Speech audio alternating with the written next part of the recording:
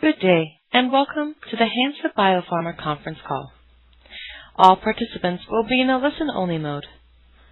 Should you need assistance, please signal a conference specialist by pressing the star key followed by 0. After today's presentation, there will be an opportunity to ask questions. To ask a question, you may press star, then 1 on a touch-tone phone. To withdraw your question, please press star, then 2. Please note this event is being recorded. I would now like to turn the conference over to Hansa Biopharma's CEO, Renée Aguiar-Lucander. Please go ahead. Thank you very much. Good afternoon or good morning. Welcome to this Hansa Biopharma conference call to present the top-line results of the PAES study. It's a very exciting day for all of us at the company, but also, I believe, for many highly sensitized patients who have limited options apart from dialysis today. We're very proud to be able to bring you the positive results of our post-authorization efficacy study. And I'm Renée Aguiar-Lucander, CEO of Hansa Biopharma, and joining me today is Richard Philipson, Chief Medical Officer. Next slide, please. Please allow me to draw your attention to the fact that we'll be making forward-looking statements during the presentation. You should therefore apply appropriate caution. Next slide, please. This today's very brief agenda. I will initially provide a very brief introduction, and our CMO will then present the top-line results, and we'll have a brief overview of the next steps in the Q&A session. Next slide, please. For those of you who may not be familiar with Hansa Biopharma, we have a novel first-in-class IgG cleaving platform, and this really is focused on enzymes who very rapidly and efficiently cleave IgG in about 2 to 6 hours and bring that down to reduce it by over 95% from baseline. This involves all classes of IgG, both intra and extravascularly. Next slide, please. So highly sensitized patients, that means patients with a CPRA score in excess of 80, represent about 15% of the approximate 170,000 patients on the kidney transplant waitlist in Europe and the U.S. today. Annually, around 10% of these patients are removed from the list due to death or because they become too compromised or sick to transplant. Out of these patients, approximately 25% are highly sensitized, reflecting the high unmet medical need amongst this patient group. We believe that imlifidase represents a pioneering breakthrough for these patients who often wait for extended periods of time for an organ offer or may never receive one. We're therefore very excited to share the top-line data for the PAES trial. Next slide. And with no further ado, I want to hand over to our CMO, Richard Philipson, who will take you through the data. Richard. Thanks, Renée. I'd like to present the top-line data from the post-approval efficacy and safety study 20-HMED-IDES-19. This was a controlled, open-label study in imlifidase desensitized kidney transplant patients who had a positive cross-match against a deceased donor prior to treatment, and which included non-comparative registry and concurrent reference cohorts. Next slide. The primary objective of the study was to determine the 1-year graft failure-free survival in highly sensitized kidney transplant patients pre-treated with imlifidase to turn a positive cross-match against a deceased donor into a negative cross-match. Secondary objectives include the evaluation of renal function, patient survival, and graft survival up to 1 year after transplantation. Medical safety was also an objective of the study. Next slide. Here I provide an overview of the design of the study. Starting at the top of the schematic, patients enrolled in the imlifidase treatment group were highly sensitized with the highest unmet medical need based on the local kidney allocation system. Patients underwent a delisting step at pre-screening to increase the likelihood of receiving a donor organ offer. When an organ offer was received, if the patient was cross-match positive to the organ, then the patient proceeded to treatment with imlifidase and transplantation, subject to meeting required eligibility criteria and converting from cross-match positive to cross-match negative. It was planned to enroll 50 patients into this treatment group. Moving down the schematic, there are 2 non-comparative reference groups. It's important to note that patients were not randomized to these reference groups, and there are no statistical comparisons made between the imlifidase treatment group and the reference groups. Furthermore, patients in these two reference cohorts have different baseline characteristics when compared with the imlifidase treatment group. The non-comparative concurrent reference group comprises 50 to 100 contemporaneous kidney transplant patients enrolled at the same study sites at the approximately same time as patients enrolled in the imlifidase treatment group. These patients were not sensitized and had a negative cross-match to the deceased donor organ offer. The rationale for inclusion of this reference group is to understand outcomes at the same sites when undertaking matched kidney transplants. Finally, the non-comparative historical reference group comprises 100 kidney transplant patients randomly selected from a patient registry from 2010 onwards. Selection of patients was performed by the registry administrators and was completed prior to the staff's enrollment of the main study. Patients in this cohort were sensitized up to a lesser degree than patients in the imlifidase treatment group and were cross-match negative to the donor organ offer. Again, to emphasize, the primary objective to determine the 1-year graft failure-free survival in highly sensitized kidney transplant patients applies to the imlifidase treatment group only. Next slide. In this slide, I summarize the key eligibility requirements for the 3 cohorts included in the study.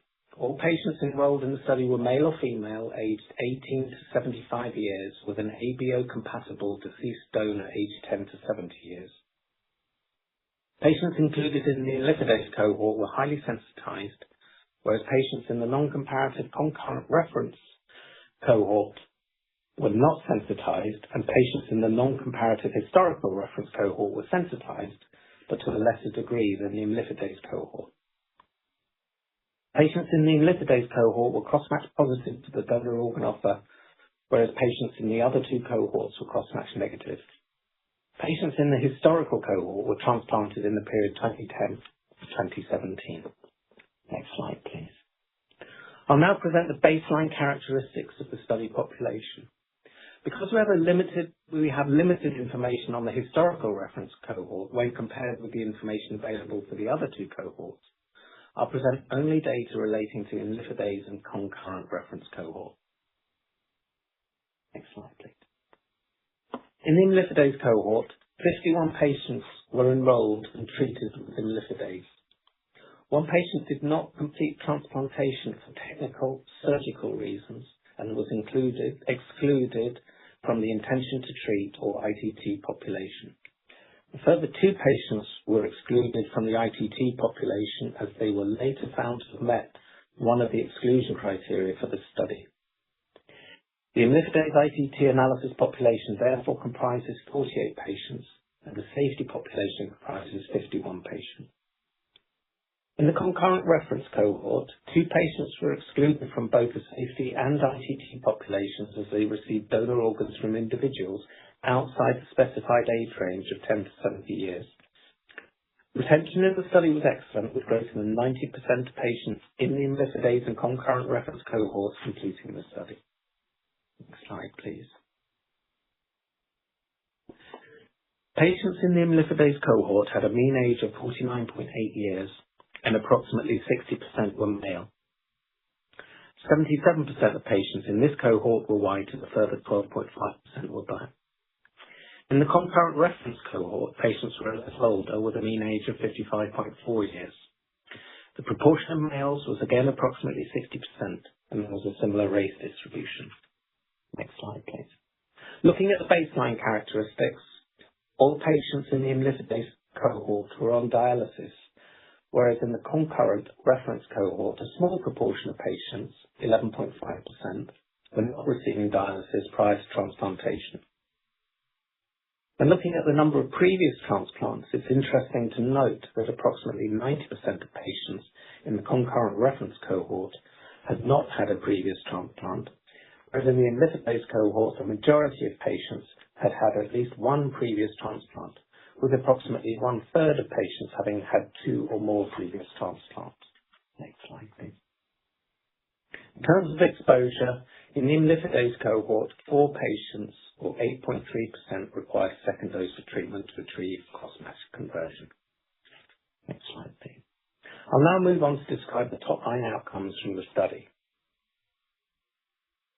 As previously mentioned, the primary objective was to determine the 1-year graft failure-free survival in highly sensitized kidney transplant patients pre-treated with imlifidase. In the imlifidase cohort, using a Kaplan-Meier survival estimate, graft failure-free survival at 1 year was 89.6%. In the concurrent reference cohort, using the same analysis, graft failure-free survival at 1 year was 91.7%. Next slide. Turning to patient survival, there was 1 death in the imlifidase cohort and 2 deaths in the concurrent reference cohort. The Kaplan-Meier estimate of patient survival at 1 year in the imlifidase cohort was therefore 97.9%, and the corresponding estimate in the concurrent reference cohort was 96.7%. When looking at graft survival, 4 patients in the imlifidase cohort and 3 patients in the concurrent reference cohort experienced graft loss. The Kaplan-Meier estimate of graft survival at 1 year in the imlifidase cohort was therefore 91.6%, and the corresponding estimate in the concurrent reference cohort was 95%. Kidney function at 1 year was evaluated using estimated glomerular filtration rate, or eGFR. In the imlifidase cohort, eGFR at 1 year was 52.4 mL per minute. The corresponding outcome in the concurrent reference cohort was 56.5 mL per minute. Then, with respect to safety, imlifidase was generally well tolerated with a safety profile consistent with previous clinical trial experience. There were no new safety findings.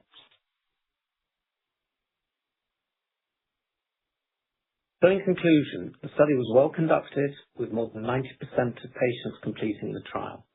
Demographics and baseline characteristics were in keeping with the kidney transplant population, and it's noteworthy that the overwhelming majority of patients in the imlifidase cohort had had at least 1 previous transplant, with approximately 1/3 having had 2 or more transplants. Efficacy outcomes at 12 months in the imlifidase-treated patients were excellent. Graft failure-free survival was 89.6%, patient survival was 97.9%, graft survival was 91.6%, and eGFR was 52.4 mL per minute. Imlifidase was generally well tolerated, with a safety profile consistent with previous clinical trial experience, and there were no new safety findings. A full description of the efficacy and safety outcomes will be presented at a future congress. And now I'd like to hand back to Renee. Thank you, Richard. Next slide, please. So in summary, this data, we believe, is consistent with prior data sets from imlifidase, highly clinically meaningful, and supports a submission to EMA for the conversion from conditional to full approval. We'll continue our work in preparations on this, and we target a filing in Q4 this year. It's exciting times for highly sensitized patients, and we in turn are very excited to be part of this journey. And importantly, to be able to observe that the outcomes are substantially similar between the highly sensitized cohort and the non-highly sensitized cohort as per the data just presented. Next slide, please. And finally, I just want to remind you of the upcoming Capital Markets Day, where you will have the opportunity to listen to how the transplant community interprets the data generated and how this might impact standard of care going forward. I invite you all to either appear in person in New York or via link. And with that, next slide, please. I think we're ready to take any questions. We will now begin the question and answer session. To ask a question, you may press star, then 1 on your touch-tone phone. If you are using a speakerphone, please pick up your handset before pressing the keys. If at any time your question has been addressed and you would like to withdraw your question, please press star, then 2. At this time, we will pause momentarily to assemble our roster. The first question today comes from Thomas Smith with Leerink Partners. Please go ahead. Hey guys, good morning. This is Brian Conley on for Tom Smith.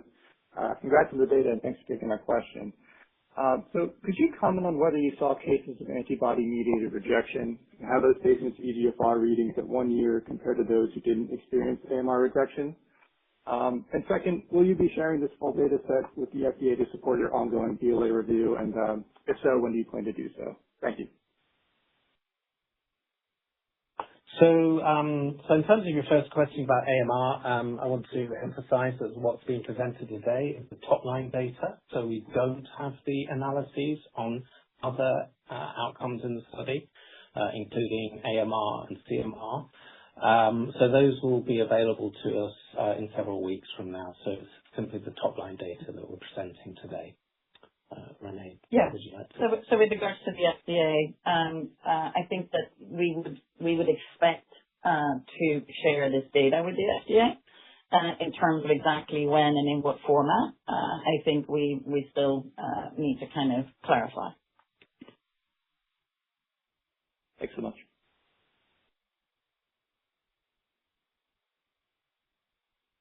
The next question comes from Matt Phipps with William Blair. Please go ahead. Hi, thanks, and congrats on the data. Looks very consistent with KIN5. I guess, as you look at some of this data, I wonder how homogeneous were some of the post-transplant protocols, and do you think presenting this data helps these different sites kind of align on, I guess, best practices that can be carried forward commercially? Thank you. Well, I mean, I certainly think this is a very substantial body of data. So I think from that point of view, I think, once the data are taken through to the regulatory authority in Europe, are disseminated at a future Congress and find their way into prescribing information and scientific information, I think that's going to provide prescribers with a really useful body of information to help support the use of the product.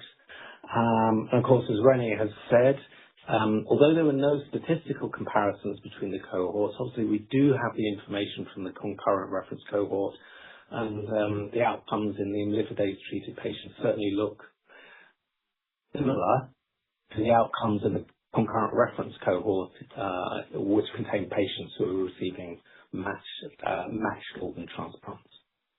And I think obviously this type of structured approach in any of these kind of more kind of clinical trial settings, I would say, is always helpful to inform kind of the best way of doing this in kind of a real world setting. Obviously, a lot of times in these type of settings, you have a lot more, you do a lot more tests, you have a lot more visits, you're focusing on kind of, things that are more from a kind of clinical trial perspective. But yes, I do think that the actual structured approach to both kind of pre and post transplant care will be helpful to bring into the commercial setting as well. If I can ask a quick follow-up, only 8% of patients needed a second dose of imlifidase. Is that consistent with some of the real-world data you guys have seen? And is there anything that drives maybe that second dose from a baseline perspective? Is it the highest CPRA levels or just total levels of IgG? Thanks. Yes, I think that level of requirement for second dose is broadly similar to what is seen in real-world practice. And I think in terms of commenting on this specific trial, I think we still need to get all the data to understand more about the patients who need a second dose. I think it would be premature for me to comment on those patients and the characteristics of those patients. Yeah, I think we've seen kind of anywhere from 10 to 15% broadly kind of, a use of a second dose. So yes, I think it's fairly consistent. Great. Thanks for taking my questions and congrats on the data. Yeah. As a reminder, if you would like to ask a question, please press star, then 1.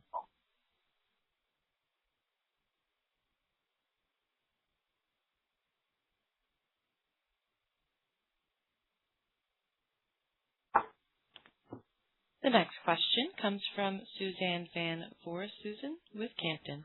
Please go ahead. Hi, team. This is Suzanne from Kempen. Thanks for taking my question. Just one. Assuming the study continues to follow patients, will there be an opportunity to report longer follow-up data in the coming years as well? And is that something that you can also somehow leverage for the U.S. commercialization strategy? Thank you. So from the point of view of follow-up, yes, indeed, there is a long-term follow-up component to this. So all patients who were enrolled into this study and entered into a long-term follow-up, so that will report data out to up to 5 years. And this is obviously consistent with the already published kind of 5-year data from the phase 2 trials.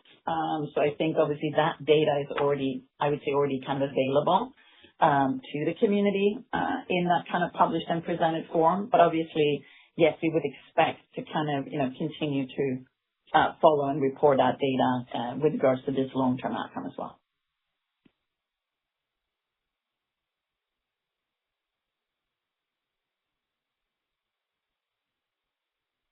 As there are no further questions, I'd like to turn the call back over for any closing remarks. Thank you very much for listening to this call regarding the PAES Topline data, and we look forward to welcoming you again to future calls. Thank you.